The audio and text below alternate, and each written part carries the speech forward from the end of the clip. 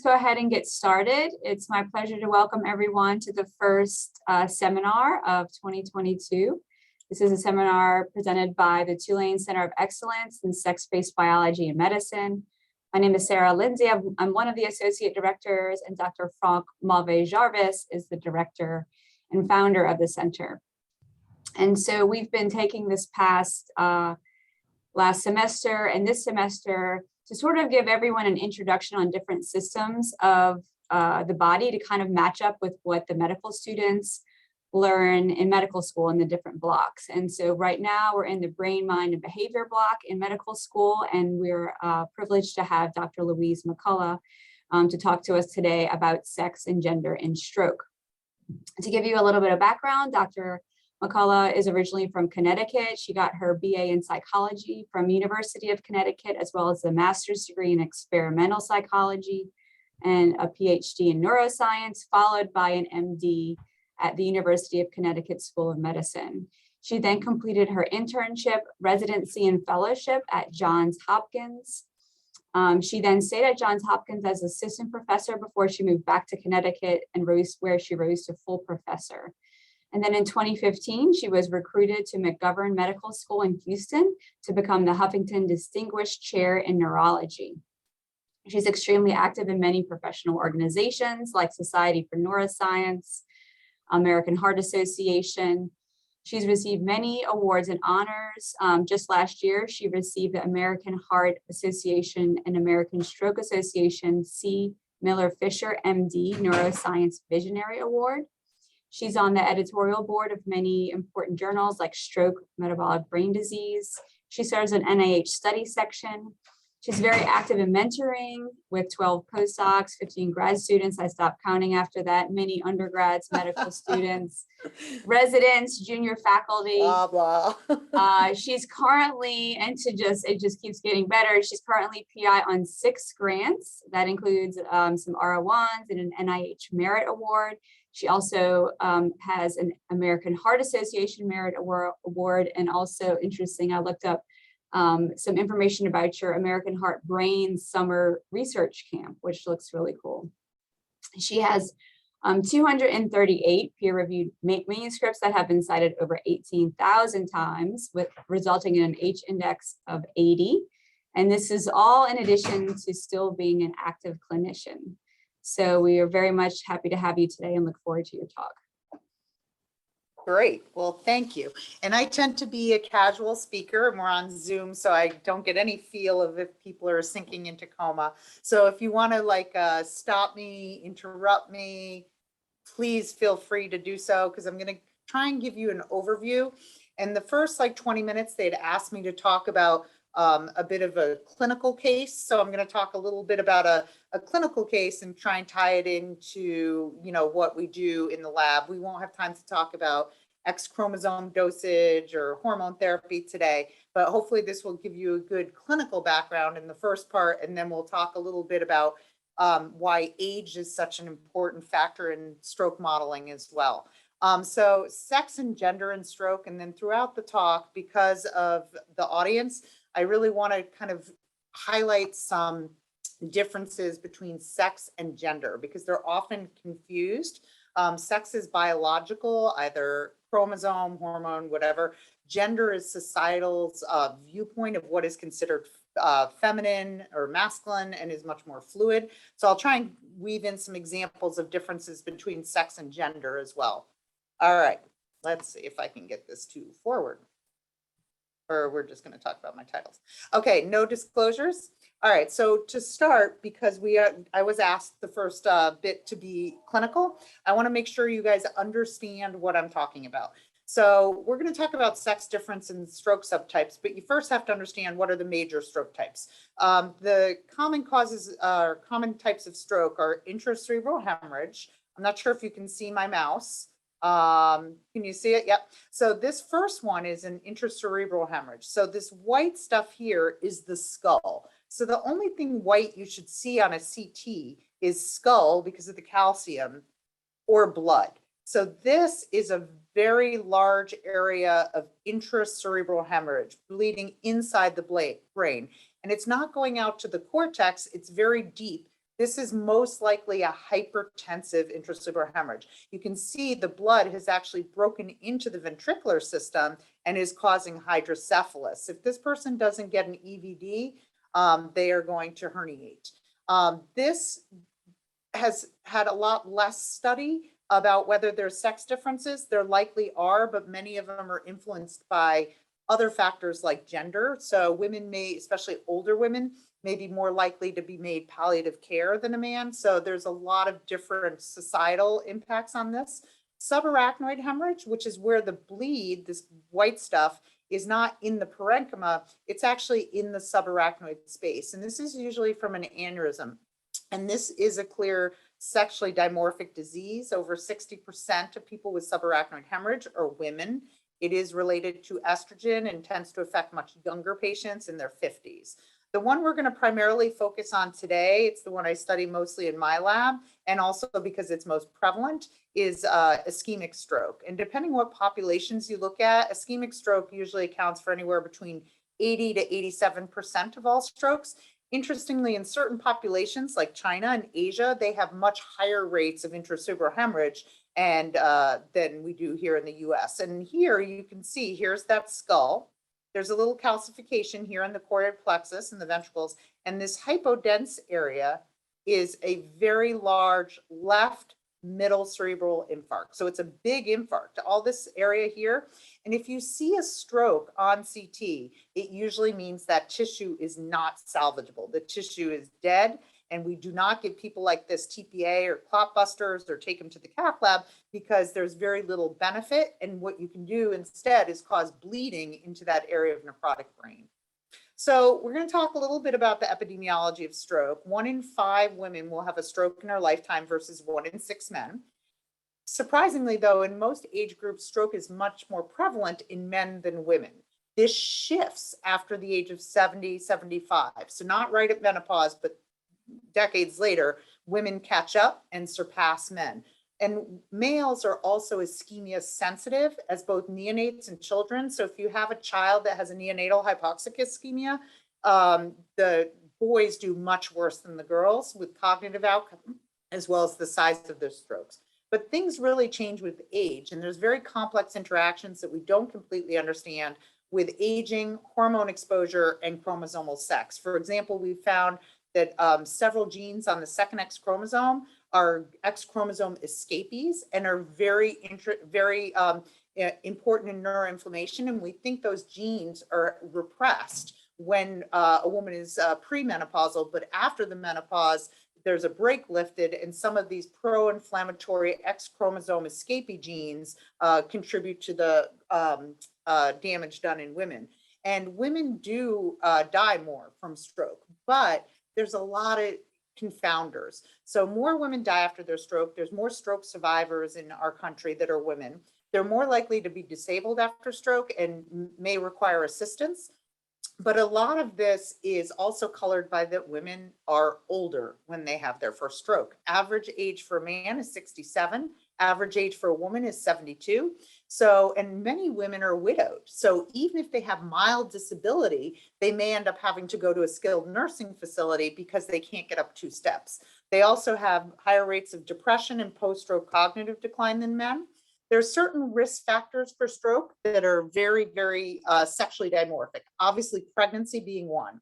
So pregnancy and preeclampsia are very important risk factors for stroke, not just at the time of delivery or the 12 weeks later. We know that women who have a preeclamptic pregnancy have a 2-fold higher rate of stroke in their 50s and 60s than a woman who did not have preeclampsia, and a 4-fold higher risk of developing hypertension than a woman that did not have preeclampsia. And interestingly, this risk is also transmitted to the offspring. If children of preeclamptic moms are followed for 50 to 60 years, they also have a 2-fold increased risk of stroke and a 4-fold increased risk of hypertension compared to their own sibling that was born when the mother was not preeclamptic. So there's definitely changes that occur that affect both the mom and the offspring. Migraine headache is just more common. Oral contraceptive use. It turns out now that the level of estrogen is very low, 20 micrograms, 30 micrograms. So we don't think OCPs are a huge risk. There do seem to be a higher risk in Europe, but it's probably confounded by higher smoking rates, which we know can increase thrombotic risk. Diabetes and hypertension seem to have a disproportionate effect in women. And also depression and psychosocial stress also seem to disproportionately affect a woman's stroke risk. But this all has to be looked through the lens of age. So this is a great meta-analysis of about 15,000 stroke patients. And in unadjusted analysis, women were 35% more likely to be dead than a man 1 year after stroke. So you can see here that in the pink is women, you can see it shifted over 35% increased risk. But if you completely account for age, comorbidities, living alone, and depression, it turns out that fully reversed and 19% were less likely to be dead. So you have to look at all these other confounds. So we're going to talk a little bit about a case. This is an 85-year-old with recent loss of her longtime husband. So she's widowed. She's found by her daughter in the afternoon, who visits her weekly and spoke to her the day before, and she was normal the day before. So she comes into EMS because she's found down on the floor. You run down to the emergency room. The first thing you want to figure out is she focal? You guys know the brain, if there's an area of focal damage in the brain, you should have a focal neurological finding. So her exam shows left-sided weakness of the face and arm greater than the leg. So she's got a left hemiparesis. So usually motor paths are crossed. So if she has a left-sided weakness, it's usually a right hemispheric event. She also has gaze preference, meaning she's looking away from her weak side, and neglect, meaning she's not paying attention to her left side. Now, why are these important? Why is neglect important? Because it is a cortical sign. So if you see neglect, meaning if you hold up their hand and you say, whose hand is that? They say it's yours. They don't even recognize their own hand, and they're like looking away from it. And that's that gaze preference, is they look away from their stroke.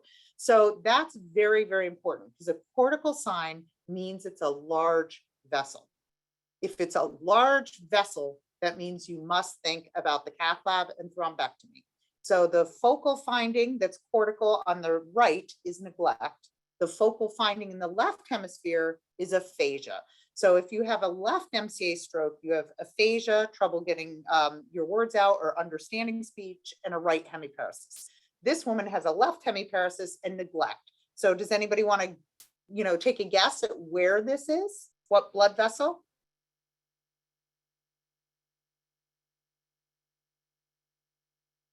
Come on, we know it's in the right hemisphere. So we got our carotids and we got our MCA. This is telling us that this is a cortical stroke. It's a right MCA probably. And if you look here at this CAT scan, you can see the red arrow sign. So here's the skull, and this side is actually normal. You can see this normal cortical sulci and gyri. If you look at this side, you can see there's like some density here. It looks hypodense here, and you can't see this nice cortical ribbing because there's a lot of swelling here. You can see here's the caudate, and you can see it's very sharply defined here because this area here is all infarcted. And in fact, here's the clot in the right MCA. This is called a dense MCA sign. So, okay, so we have this woman found down, don't really know when, she lives alone, don't know when her stroke started. So you get a vessel imaging, and it shows exactly what we expected, a proximal right middle cerebral artery occlusion, okay? But there's no stenosis or calcification in any of her other vessels. So the most likely etiology in this older woman without a lot of atherosclerosis is going to be cardioembolic. She has paroxysmal AFib and flew a clot off, which blocked her MCA. Her time of onset is unknown. So can you give her TPA? No. Can you give her thrombectomy? Maybe. So what do? You have to first decide, is there anything to salvage? So this is kind of the way we look at salvageable brain acutely. This is a CAT scan that is CT perfusion. So very easy to get, takes like 5 minutes. So here you can see in this side here, it's automated software, and this purple area here, which is 9 cc's, that's the core of the infarct. This green area is the area that is underperfused. 117 cc's of brain is going to get lost. So this person has a mismatch, meaning a small core, large area of penumbra, large tissue area at risk. And if you don't reperfuse this person in a day, it would look matched. So this is a great thrombectomy candidate because a lot of the tissue is not yet dead. Now, in contrast here, you see here's that big core and here's the big perfusion defect, 177 cc's of brain already infarcted. This is not a good candidate for any intervention. Unfortunately, this person, what they usually end up getting is a hemicraniectomy where you remove the skull and you let the brain herniate outwards instead of downwards. So let's see so why is this important? Because of thrombectomy. Thrombectomy is now the most effective medicine in medicine, a number needed to treat of 2 to 3. So when you consider the number needed for statins to prevent 1 heart attack, it's in the thousands. This is 2. So this is where you go up with a catheter here through the carotid, and here's the clot in the MCA, and you go in here, go distal to the clot, and then pull the clot out, allowing for reperfusion. So this is how great it looks. This is a great endovascular case. Here's the carotid here, okay? This is actually the ACA running down the interhemispheric fissure. This is the MCA. There's a clot. All of this brain is going to die. And then you put a catheter up, you put a suction device, and you remove the clot, and now you see all the MCA. So what about this lady? Can we do it? Well, here's her rapid.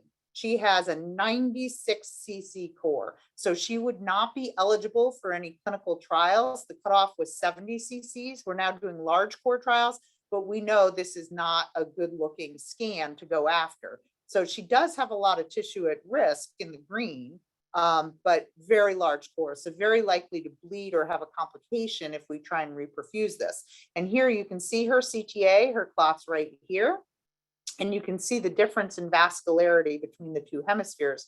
The right hemisphere has almost no blood to it at all, which explains why her whole right hemisphere is underperfused. So unfortunately, she would not be a candidate for thrombectomy. So etiology, again, without a lot of other intracranial atherosclerosis, would be very likely to be AFib, especially in an 85-year-old woman. We know that the frequency of stroke secondary to AFib in women is much higher than in men. So you can see this is an old study, but you can see in women, over 40% of strokes are due to AFib. In men, it's down in the low 20s. And why is this important? Because those are big clots and they lodge in big vessels and they cause big strokes. So if women are having more of these type of strokes, it's not really surprising that they're doing worse than men. Men have more large vessel and small vessel disease. And interestingly, AFib is a very interesting disease because there is a definite sexual dimorphism in it. So for women and men who are in AFib, women are much more likely to have a thromboembolic event than a man. And this is true whether they're on or off anticoagulation.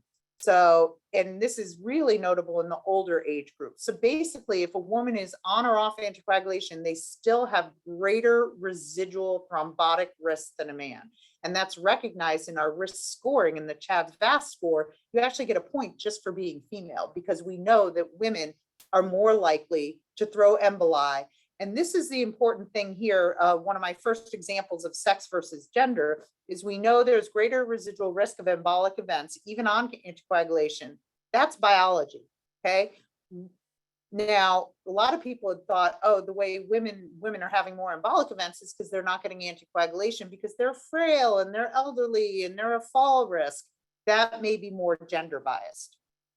But we know for a fact that women are still underrepresented in clinical trials.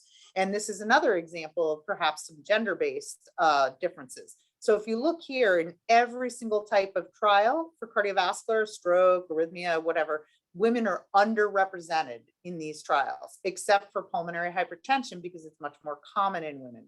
But interestingly, if you look at the type of trial that women are likely to enroll in, women are much more likely to enroll in a lifestyle trial or drug trial than a device or procedure trial. Now, this may be a gender thing. Maybe women are more risk averse. They don't want to gamble or whatever. So there's a lot of differences here, but it's clear that women are very underrepresented. And does it even matter? Who cares? You don't have as many women. Yeah, it matters. So here's a great example of a trial that enrolled good numbers of men and women, equal numbers, in a heart failure study with preserved ejection fraction. And you can see a dual therapy, doesn't really matter what it is, but this dual therapy, this is the confidence interval of 1, had no benefit whatsoever in men, but it had a significant effect in women. So if you hadn't done a sex-specific analysis, you would have thrown out this drug, or it could have barely made significance and you'd be giving men a drug that would not help them at all. So it's really important when you design your clinical trials to design sex-specific studies a priori. For example, in the SPRINT trial, which changed our complete guidelines for hypertension, you're now hypertensive if you're like 120, and they looked at intensive blood pressure lowering, and they found that it definitely reduced the risk of cardiovascular disease and stroke in men. The confidence interval actually crossed 1 in women because they under-enrolled women in the trial. So instead of stopping the trial and saying everybody's blood pressure should be X, they should have continued to use a more adaptive trial design to say, okay, we need to enroll more women to reach significance. So how is this particular woman going to do?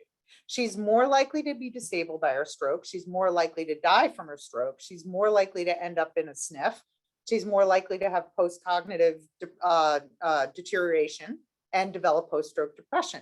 But she's also more likely to have functional deficits before her stroke, and she's more likely to live alone. Now, that functional deficits before her stroke may also be very, very important because we use a scale called the modified Rankin scale. And the modified Rankin scale runs from 0, which means no deficits, to 6, which is like dead. And many more women pre-stroke may need a cane to walk. That gets you a modified Rankin score of 3. So if you come in and you have a pre-morbid modified Rankin score of 3, but now with your stroke, you're a 5, meaning you're like bedbound, and you go back to a 3, that's actually a really good outcome. But unless you take the delta, you would never know that. And importantly for clinical trials is many stroke clinical trials do not enroll patients over the age of 80 and do not enroll patients without a modified Rankin of 0 to 2 pre-existing. Well, those 2 criteria, age greater than 80 and not using a cane, would exclude 40% of women from clinical trials. So psychosocial factors are also super important, and this is what my Javits Award is on. And we found, and epidemiologically, it's also true, depression and psychosocial stress increase the risk of incident stroke by 25 to 45%, and this is worse in women. Is that due to depression and psychosocial stress causing inflammation?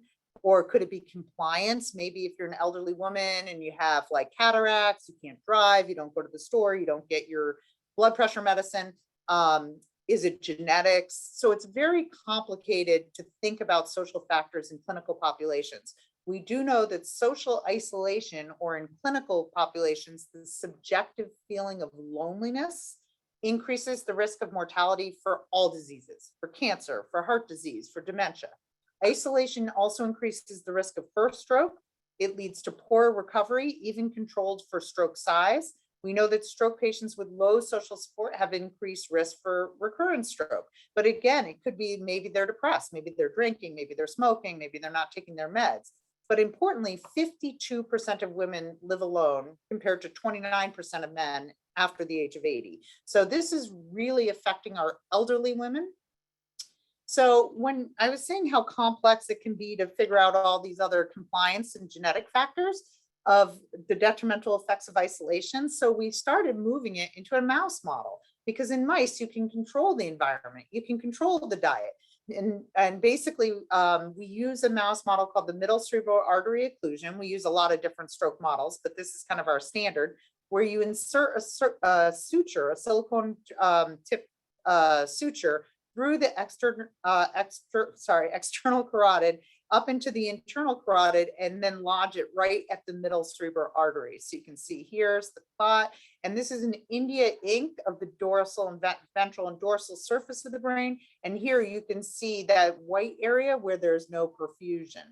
Okay, so that's the model we use. It's very important to know that this evolves. It's kind of a good model for the middle cerebral artery. So here's the right middle cerebral artery stroke here, obviously well established because you can see it on CT, and a little bit of mass effect here on this ventricle. We wouldn't actually go after this because it's probably at least 24 hours old.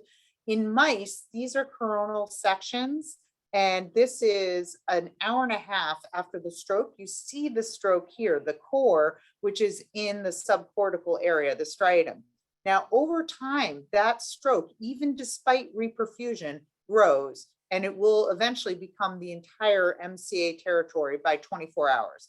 Now, between 24 and 72 hours and even 7 days, the stroke size histologically does not change much. There's a lot going on in this brain as far as inflammation and infiltrating immune cells, but histologically, the stroke is mature, certainly by 3 days in this model. And that will become very important in the next little set.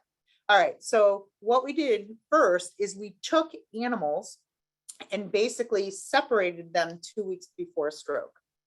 So this is a TTC stain. The pink is the viable tissue. The white is the infarct of a pair-housed female. So females were kept either in a pair or they were separated and socially isolated 2 weeks before a stroke. And here you can see in the socially isolated animal how large that stroke is compared to an animal that continued in pair housing. So these are all C57 black mice, genetically identical, eating the same chow in the same environment. The only difference is that these were isolated 2 weeks prior to an induced stroke. You see this very, very prominent increase in stroke size.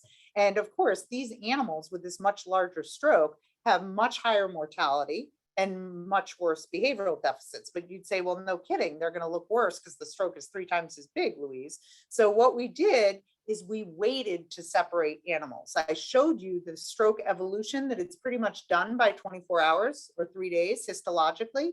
So what we did is we waited to isolate animals. We kept them all in pair housing.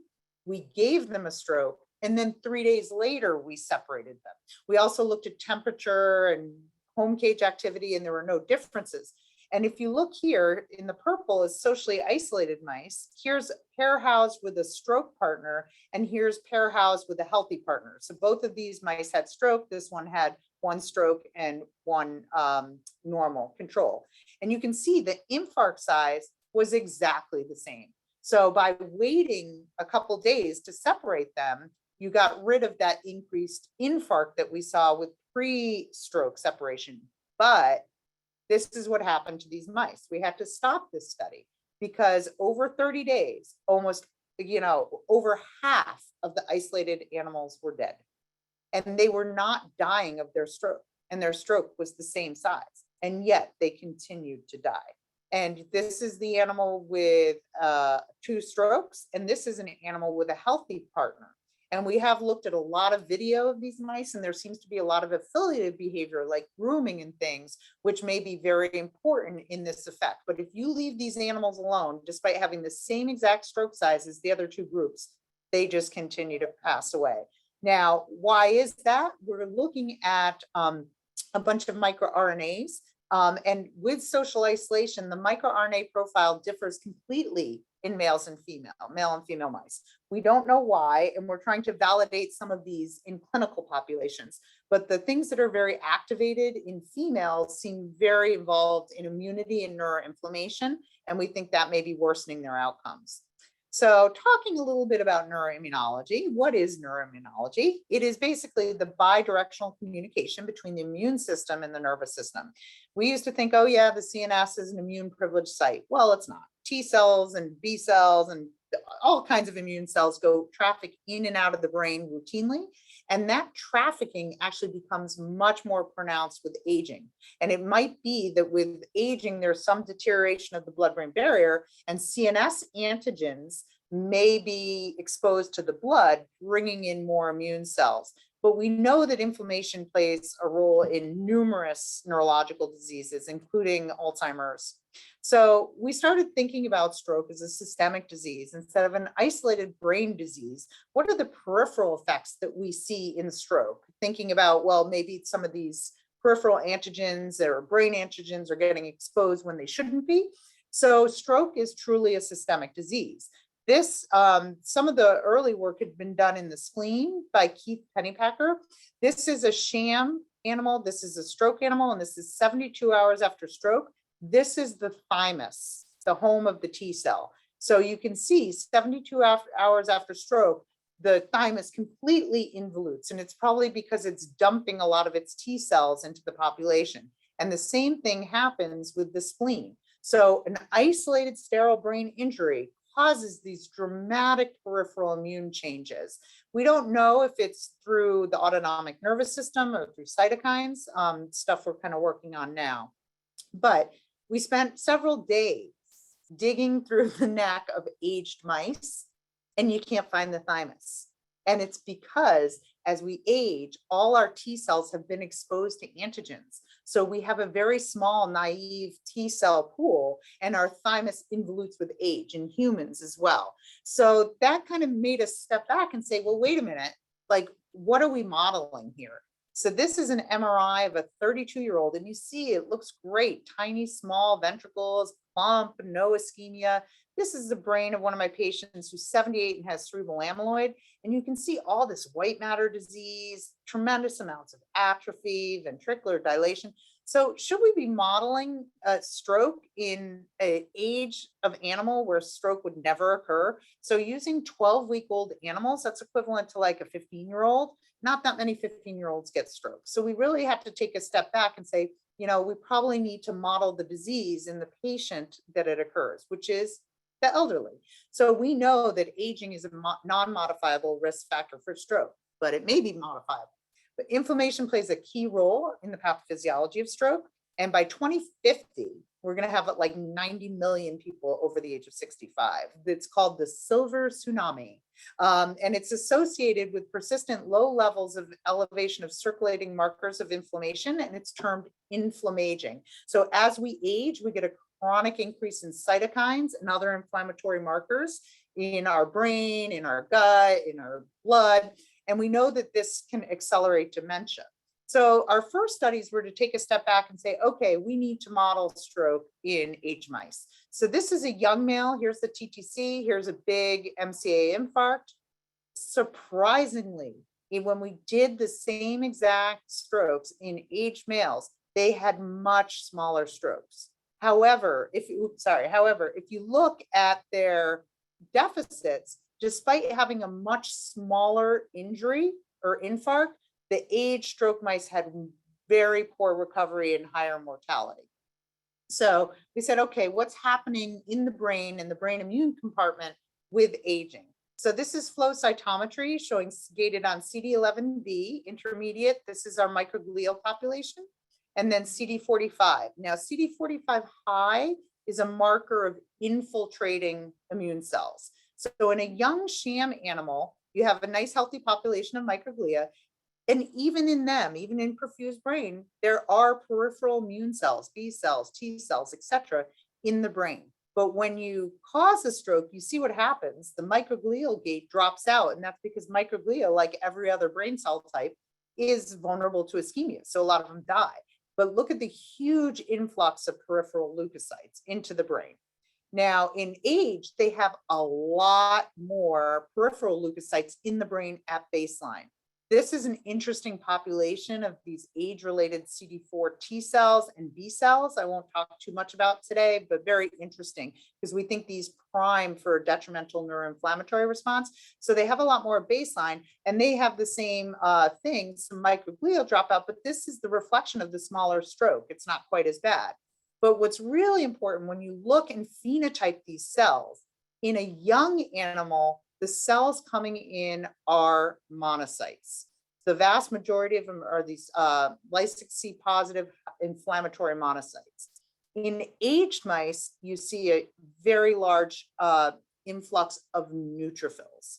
Okay, so the immune system is different in a young animal and a male animal, young animal and an aged animal, and that is reflected here. Now, very interestingly, we had found early that these aged mice not only had smaller influx, but they had a lot more hemorrhage. They had a lot of petechial hemorrhage, which is what we see after TPA in our clinical populations. One of the risk factors from bleeding from TPA is age. So we were trying to decide, is this because this neutrophilic response in aging, is that important? And could that contribute to the bleeding phenotype we see?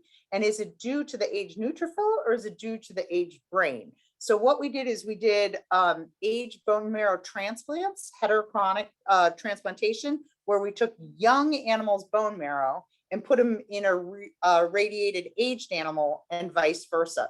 So we were able to rejuvenate the peripheral immune system in aged animals. And as you can see here, this is an old animal that got old bone marrow transplant. So that's our control. And you see all these petechial hemorrhages, that's usually what we see in an aged mouse. Now, when you give an old animal young bone marrow or rejuvenate the immune compartment, that bleeding phenotype is completely ameliorated. So simply by replacing the peripheral immune system, you change the phenotype. And these animals that got young bone marrow not only had less bleeding, they had higher rates of survival and improved recovery. But does this mean anything in, so we looked here, this is again our young age, and we could see the number of neutrophils was very correlated with outcome. And importantly, when we gated on those neutrophils, we found that the aged neutrophils had much higher rates of MMP9, which is a metalloproteinase, which breaks down the blood-brain barrier. So basically that early neutrophil response is probably responsible for that hemorrhagic transformation. We can reduce that by giving young marrow. The neutrophils in aged animals are very inflammatory. They produce a lot of ROS and MMPs, but does this matter in humans? So yes, so here's, these are autopsy specimens of aged patients with stroke or controls. And you can see the patients with ischemic stroke have more hemorrhage, which is not surprising in blood-brain barrier breakdown. They had more MPO, which is a marker for neutrophils. They had higher rates of MMP9, and that was co-localized with areas of hemorrhage. But you can see here that the stroke age of the patient at the time of their stroke, the higher the age, the more neutrophils they had, the more MMP and the more bleeding. So this does seem to be relevant to clinical populations. And interestingly, people have tried to block neutrophil entry into the brain to protect. And we did this in young and aged mice. We used an antibody to block neutrophils and deplete neutrophils. It had no effect whatsoever in young mice, didn't do anything. In aged mice, however, blocking those neutrophils and depleting the neutrophils prior to stroke led to significant improvements in chronic outcome in aged animals only. So if you had done this study and only looked at young patients, you would have said, oh, blocking neutrophils is not useful. And that's because the young animal has a lot more monocytes going. So we also, when we first started modeling stroke in aged animals, all of our aged animals were dying. Right? It took us a long time to figure out why. And a lot of it is like in humans, they have a very dysregulated immune response to stroke. So when you look at young and aged, here's pre-stroke, they have the same body temperature. After stroke, aged animals have a significant and profound and persistent decrease in body temperature. And they lose more body weight and do not gain it back at 7 days, unlike the young stroke mice. Sometimes you can give a young stroke mouse and half of their hemisphere is gone and they look fine. But you say, okay, well, why are they losing body temperature? Is that hypothalamic damage? No, it's like what we see in patients. They were getting septic.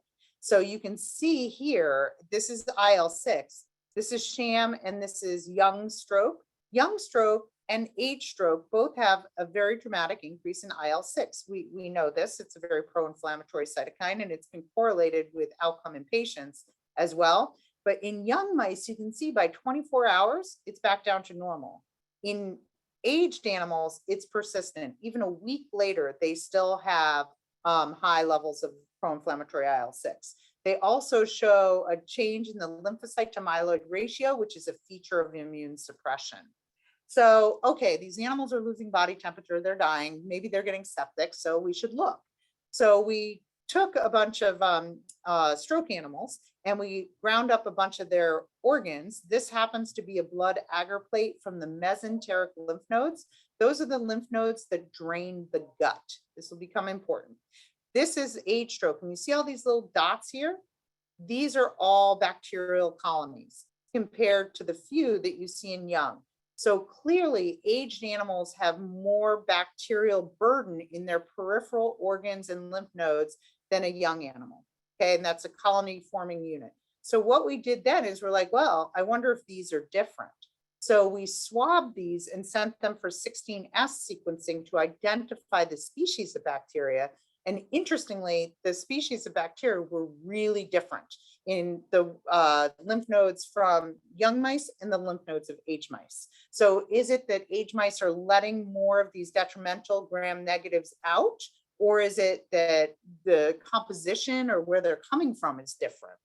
So aged animals had a lot more gram negatives, a lot more colonization of all their organs, lung, liver.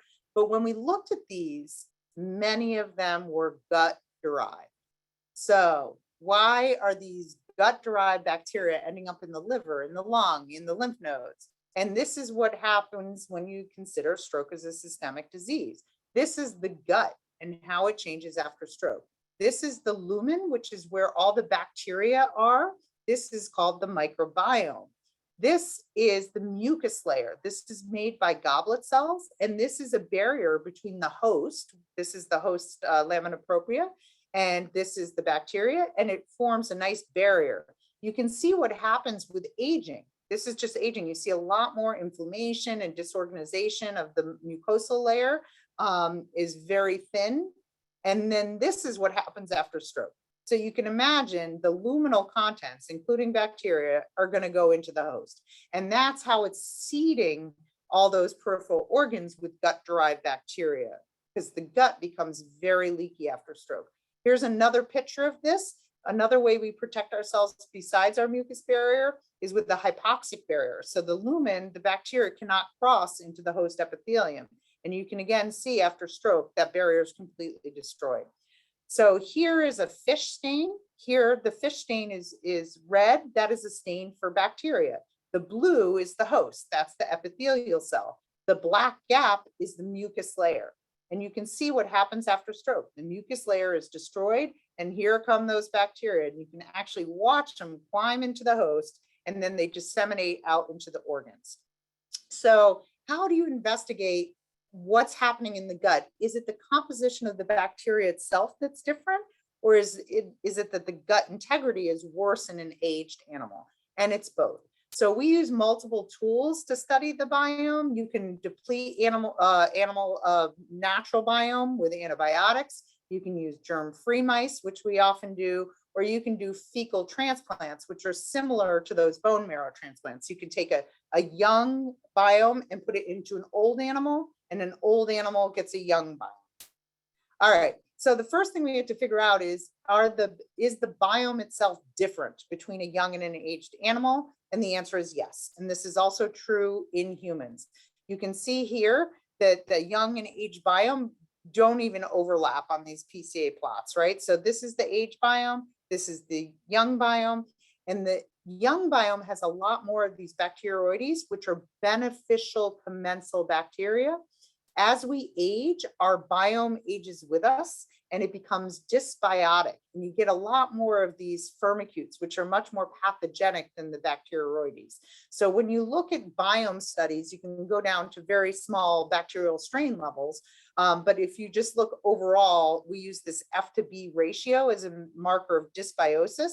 And so the F to B ratio is very elevated in aged animals, meaning they have a lot more of those negative bacteria. And interestingly, you can transplant and recapitulate the age-related dysbiosis in a young animal. So if you give a young animal antibiotics, deplete its own biome, give a fecal transplant by gavage to a young recipient, you can make the F to B ratio look like an aged animal. And importantly, on the flip side, you can take an aged recipient, and if you give them young biome, you reverse to the more beneficial non-dysbiotic biome. Now, does this matter? Does doing this have any effect on stroke? Yes. So I'm not going to show you too much of that, but if you change the biome a month before stroke and you give old animals young biome and then give them a stroke, they do much better. Mortality is reduced, they recover, and this is still an aged mouse. Everything about it is age. It's got aged brain and aged vasculature and aged immune system, but it restoring a youthful biome can change the phenotype. But stroke's an unpredictable disease, and I'm a clinician, so I'm not going to change your biome before you may have a stroke 2 years from now. Of course, you can eat healthy diet, Mediterranean, whatever. But I want to see, can I change it after stroke? So here's a paper that came out last year from our lab that took all aged mice. So all the stroke mice were aged, 18 to 20 months of age. They either received aged donor biome, so an isochronic biome, or a young donor biome. And they received that after stroke. So they received a stroke. We depleted their natural biome with antibiotics, and then we gave them fecal transplant clavage day 3 to 4. And I told you the strokes histologically mature by 3 days. And in fact, in this study, there was no difference in infarct size. The aged animals that got young biome, the aged animals that got aged biome had the same infarct size. But you can see here, aged animals that got the young fecal transplant gavage regained their body weight much quicker. They performed much better in the open field. They had better memory in the novel object recognition, and they had less depressive phenotypes than an aged animal with aged biome.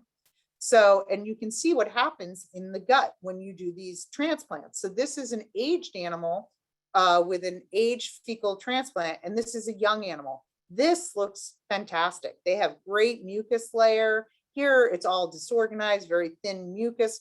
We know that that mucus layer is produced by goblet cells. So simply recolonizing, even after stroke, with an aged animal with a young biome, you get more goblet cells as a response in the host, and that decreases the gut permeability associated with stroke. It also changed the immune system. There were many more beneficial helper T regulatory cells and fewer gamma delta angry T cells. So then you ask, well, is it a specific microbiota? I mean, fecal transplant gavage is kind of disgusting, right? And you can also, there's risk, right? Because you don't just give the bacteria, you give everything in there, which can include viruses and yeast and things. So what we were trying to decide is, what is the beneficial effect of this biome? Is it a specific bacteria, or is it one of their metabolites? So the biome can make things that mammals can't, things that like indoles and short chain fatty acids. And so basically short chain fatty acids are very interesting because there's a long history of neuroprotection with things like butyrate, okay? These are the end products of fermentation of dietary fibers by the microbiota. It helps to maintain gut health, and it reduces inflammatory diseases. And these short chain fatty acids have very potent anti-inflammatory effects. So is the fact that the biome is making metabolites more important than the biome itself? So here, looking at short chain fatty acids, here's a young biome, here's an aged biome, and the short chain fatty acids are much, much higher in the young biome, so young fecal samples. So if you look at those by mass spec, you can see that all these short chain fatty acids are much higher in a young biome. So then it says, well, why don't you just give short chain fatty acids? Well, they're very volatile and they get destroyed in the gut. So what we said is, maybe we can make a cocktail of bacteria that are known really robust producers of short chain fatty acids. So that way we can repopulate the gut. Instead of continuously giving short chain fatty acids, it makes more sense to give bacteria that can produce short chain fatty acids, and it gives you a much more chronic, long-lasting effect. So we did the same study as we did before using aged stroke mice. And instead of giving them fecal transplant gavage, we gavaged them with a cocktail of 5 short chain fatty acid producers. And importantly, we got lucky with this. We also gave them inulin. So inulin is a prebiotic. It's what the biome uses to make the short chain fatty acids. So we gavage them with inulin, the short chain fatty acid cocktail, or inulin and the short chain fatty acid producers. And what you can see here, giving this bacteriotherapy, this cocktail of bacteria, we were able to increase the short chain fatty acids in the feces and in the brain and in the plasma. So simply replacing these bacteria gave higher short chain fatty acids systemically and in the brain. And restoring them was enough. We saw the same beneficial effect as we did from the whole fecal transplant. In fact, it was a bit better. You can see that the neurological deficit scores were near 0. And again, this was done 3 days after stroke. So their behavioral phenotype was completely independent of their infarct size because there was no difference in infarct size. So we say, okay, well, is this important in humans? Well, yeah. So here's 24 hours after stroke. These are non-stroke controls, and they have high levels of short chain fatty acids.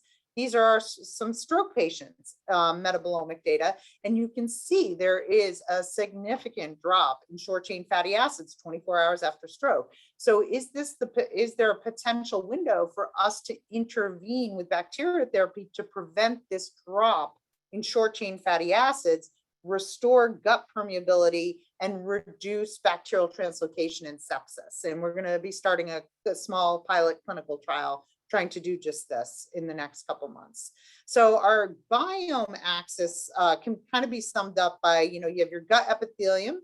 Age biomes have lower short chain fatty acids, and those short chain fatty acids can be restored by giving young biome or by giving short chain fatty acid producers. That improves gut integrity. You see higher short chain fatty acids in the blood and in the brain. And then this has a lot of immune changes as well, which I won't go into today. Now, last part of the talk, I had to talk about COVID, because, that's our life right now. So are there sex differences in COVID? Yes, it is a dramatically sexually dimorphic disease. So men, and this is sex and gender again. So a lot of people said, oh, well, men die more of COVID, but it's because they're going out, and women may stay home and they may be with their kids and they're at lower risk. No, positivity rates are exactly the same in men and women. So if you're, for PCR positivity, so the virus affects us all. We all get the virus. But if we get the virus, men are more likely to require hospitalization. They're more likely to need ICU care, and they have a significantly higher mortality. And that holds even correcting for every comorbidity you could think of. And this is a global phenomenon. We know that it's tightly associated with inflammatory markers, but I think it's mostly due to biological differences in the immune response. And men and women's immunity is very different because of child rearing. And it shouldn't be surprising, we have different chromosomes, different organs. So it's not really surprising that there's a sex difference. So basically, this is the proportion of confirmed cases that have died, 2% in men versus 1%. So for every 10 deaths in a woman, you see 13 deaths in men. And this is a really good website if you're interested in sex differences. This is the Global Health Registry for COVID. And you can see the total cases, women actually outnumber men a little bit by their positivity rates. And yet the total deaths in men are significantly higher. And this is especially true in every population, including the elderly population. So this may be less likely related to hormones, but it's certainly possible. But you see this even in old, frail females, which usually bear the brunt of most diseases. Gender may play a role. So this is the difference again between sex and gendered behaviors. Many more women are fully vaccinated compared to men. So they may be at lower risk, but they're still getting the virus. So we first started looking at inflammation in COVID and just kind of standard IL-6, IL-8, and we saw this pretty dramatic sex difference. So this is control, mild or moderate or severe disease. And in men, they had much higher rates of levels of IL-6 and IL-8. So looking at the bloods of patients with COVID acutely, men have much more cytokine response. And we also found significant metabolic differences in men and women, and these are disease matched. So a woman with severe disease, a male with severe disease, and yet all of these pathways were very different, and many of them were not different at baseline, but were different after COVID. So in control patients, we don't see the sex differences in a lot of these, but after COVID we do. So what we did is we took a couple hundred patients. We have about 1,000 patients enrolled now, and we looked at their sex differences in their leukocytes by flow cytometry. And what we saw in men is a very dramatic increase in neutrophils and monocytes, important players in the innate immune response. These guys produce a lot of cytokines, and maybe why men have a bigger cytokine response. Interestingly, women, and men did not have this, had a significant increase, especially, even out to 14 days in B cells. So adaptive immunity. We know B cells are really, really important in autoimmunity. We know that B cells are different in men and women, and we know women have more autoimmune disease. So despite the fact that males die more of acute COVID, what does this mean for long-term COVID? And what we found, and I don't have all the data, we followed these patients at 3, 6, and 12 months. We're finding significantly more women with long haul COVID. And I think it's because, and cognitive decline and brain fog, and I think it's because of this early B cell response. The blood-brain barrier may be a little leaky, and the brain may be, blood may be exposed to the brain to antigens it usually does not see. And these B cells are probably producing autoantigens. So we're looking at that now. So to conclude, women are disproportionately affected by stroke. They're older at the time of their first stroke. They may be ineligible for clinical trials based on their pre-existing disability or age. Neutrophils are really important, especially in hemorrhagic conversion. We know age and stroke lead to significant dysbiosis or shifts in the microbiome. And if you alter the microbiome before or after stroke, you can enhance recovery in animal models that's independent of stroke size. And also, we've done these similar experiments in germ-free mice, where we give young germ-free mice, either young or age biome. And the germ-free mice that get age biome over 2 months get cognitive decline. So it's probably also very important in neurodegenerative diseases. But importantly, you need to model the disease in the appropriate animal model. You need to understand the unique periods of very high risk for women and their offspring, mostly in the peripartum period. You can consider pregnancy a physiological stress test. So a lot of people will manifest with diabetes and hypertension during pregnancy. And COVID also shows significant sex differences in outcome, with men faring worse in the acute phase and women probably doing more poorly in the chronic phase. And that might be due to the early immune response to the virus. And that's to thank everybody who did the work and who paid for the work. So that's it. Sorry if I went over. No, thank you. That was awesome. Thank you so much. So many different aspects that you were able to cover in a short time. If you want to ask a question, go ahead and put your name in the chat. I wanted to first ask about the microbiome part. Did you look at interaction of sex with microbiome? Did you find the same in male and female mice? So we're doing that now. We have this study where we kind of have looked at biome changes in males and females, like sex differences in the biome. And then we've also looked at sex differences in the biome with ovarectomy and with estrogen replacement. And it's really interesting because there's a lot of ovarian hormone contribution to this. And it's really very interesting that the protective pattern in the gut in males, they mount AMP response, antimicrobial peptide. Females use mucus as their primary protective mechanism. So after ovarectomy, they lose their mucus barrier and their biome changes.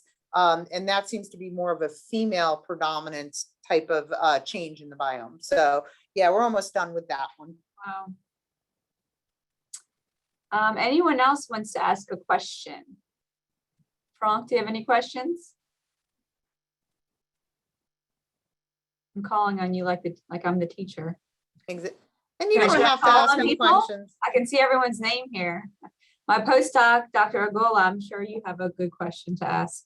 I have a question, Sarah, Oh, if I may. I saved by the bell. Dr. That's McLaughlin. okay. All right, go ahead. My name's John McLaughlin, and you were talking about diet and the microbiome. And I and colleagues at Tulane have studied a class of dietary constituents called phytoestrogens Yep. for years. And soybeans, as you know, are very rich.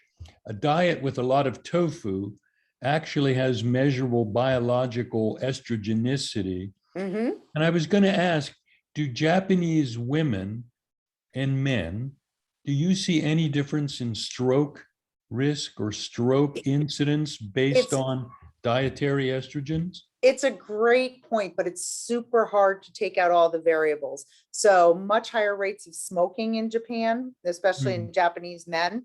Yeah. Also, we know that genetics mean a lot for stroke. As I mentioned earlier, Asian populations have much higher rates of intracerebral hemorrhage.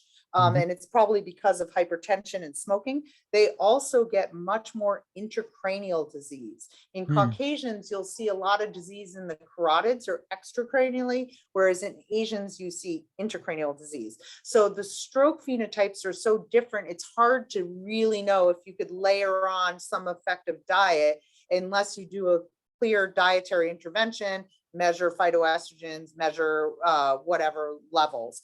We do know that diets that are rich in plant-based and rich in fiber are very good because the biome can use that to make those short-chain fatty acids. So like the Mediterranean diet, some of those diets are very rich in substrates that the bacteria can use to make good things. Whereas a diet in like red meat, you get TMAO and carnitine, and those are very detrimental and have been linked to atherosclerosis. So we do think a lot of these are mediated by what the biome is making, not even so much the bacteria themselves. And the biome is so complicated because bacteria A may need to make something to give to bacteria B to then give to bacteria C to produce the final, metabolic thing. So we're kind of moving away from 16S and looking more at the metabolites. So it'd be very interesting to look at people who are vegan or whatever, not just look at the bacteria, but actually look at what the metabolites are.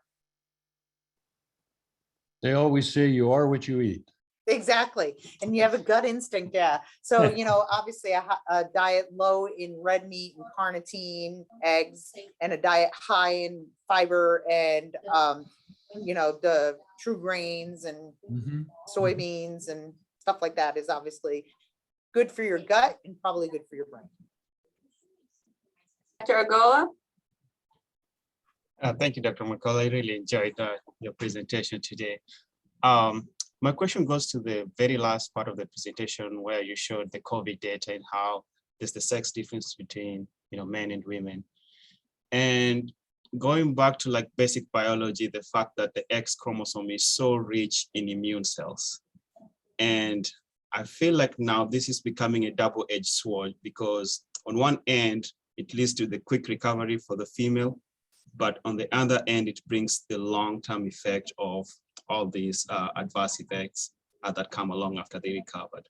Right. Could you comment on how the chromosomal component, the sex chromosome component may be playing a role in this shift from, hey, on one end it's protective, but then beware, on long term, I might be coming back to bite you. Right. And you'll always have to pay a price at some point, I guess is the point, right? So you get that early protection, and there's probably like evolutionary and biological reasons for this. And we know that in women, 20% of genes on the second X chromosome can escape inactivation, and those genes can vary, and the cell type can vary where those X chromosome escapees can end up.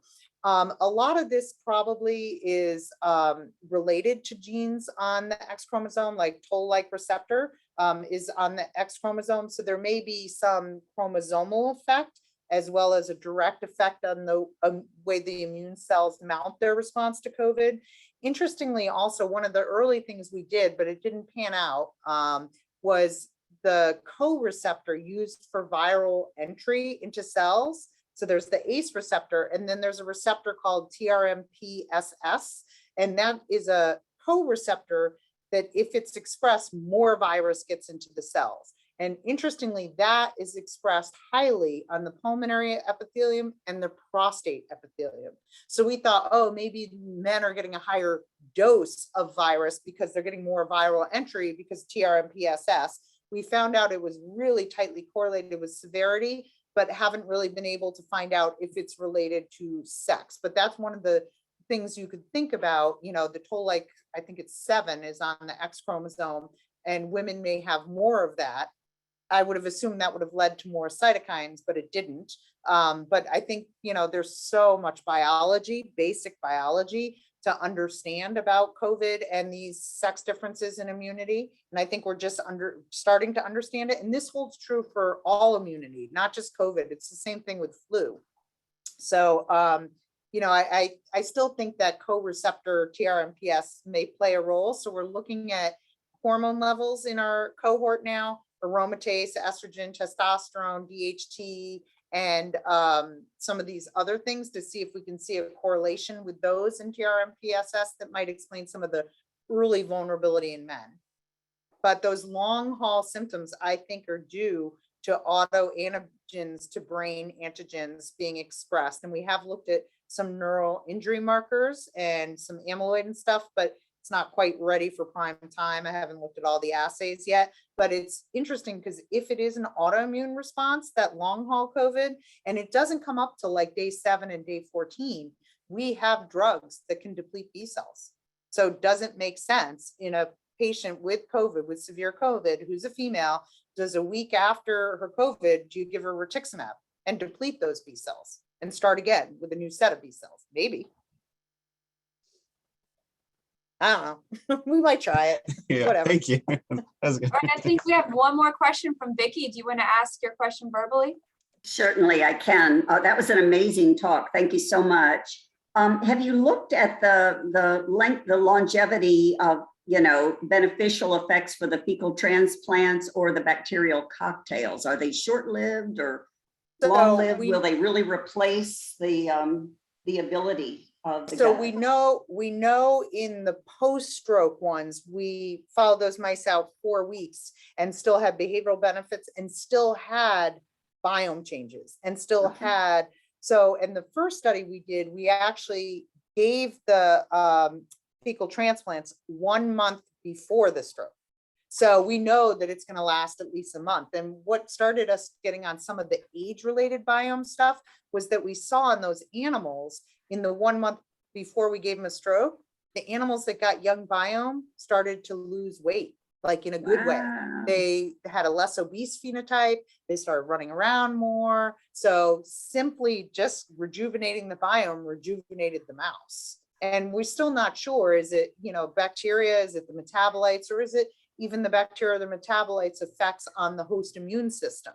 Right. So we're looking at some heterochronic parabiosis where you sew 2 mice together, a young mouse and an old mouse, to figure out if it's mediated by the vagal nerve or is it something systemic, but at least a month, I can say. And I, Okay. you know, we really have to really consider our patients too. Like, do we want to, we did this early feeding thing where, oh, you had a stroke, or, you know, you're weak and you're frail and you got to go to rehab. So let's put an NG tube down you and give you all these tube feeds. Well, that may not be a very good idea, because one of the Right. things that happens is you get ileus after stroke, meaning your gut stops peristalsing because of the brain Wow. injury. Yeah. Because there's this brain gut connection through the vagal nerve. The stomach slows down because it knows the brain's injured. So maybe the worst thing to do is to give, you know, pathological substrate for these bacteria. Who knows? So we're going to be looking at an early and a later feeding paradigm as well with this bacteria therapy to see if we can improve gut permeability and outcome. That's great. All right. Thank you so much. You're welcome. Yes, thank you so much again. It was an awesome seminar, and we'll have it posted on our website in a couple of days if you want to watch it again or pass it on to your colleagues. All right, thank you, everyone. Thanks for having me, guys. Yeah, it was awesome. Bye. Bye.